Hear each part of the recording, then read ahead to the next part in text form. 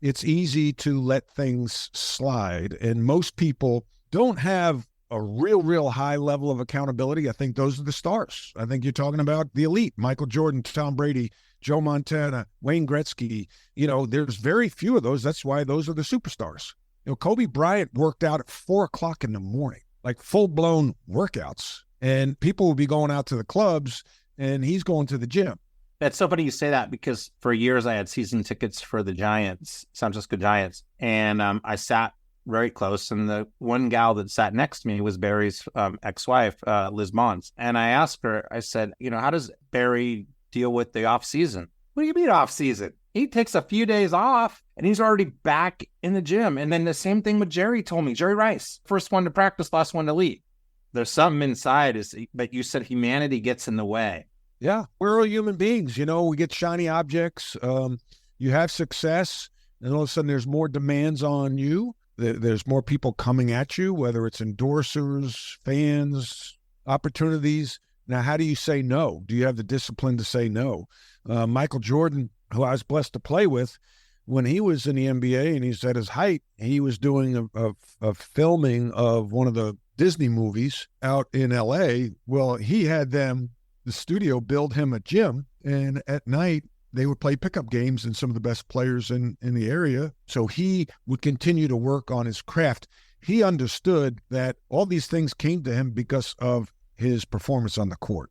What are some of the commonalities you found between all of those winning cultures you got to be part of, from UNC as a player to Notre Dame, UNC as at the leadership level, and everywhere else? Like, what are some of the things that you saw were common traits?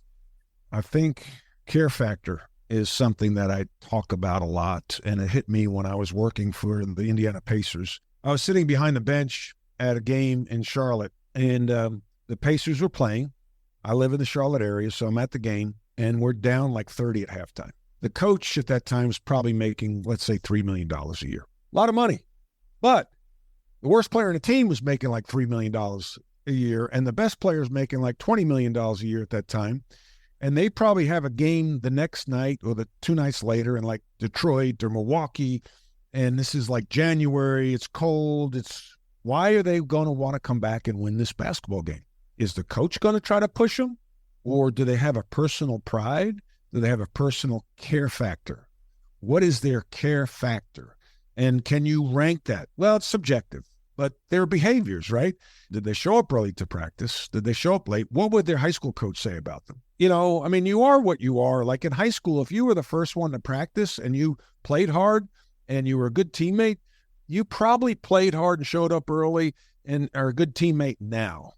It's very few that totally flip the switch. So care factor, chemistry is important because you can have too many alphas, right? So I think chemistry, and then don't underestimate the level of IQ, intelligence. Just, are they smart people? And I'm not necessarily always talking about like rocket science. I'm talking about like resourceful. Are you resourceful? Are you smart? Can you figure it out?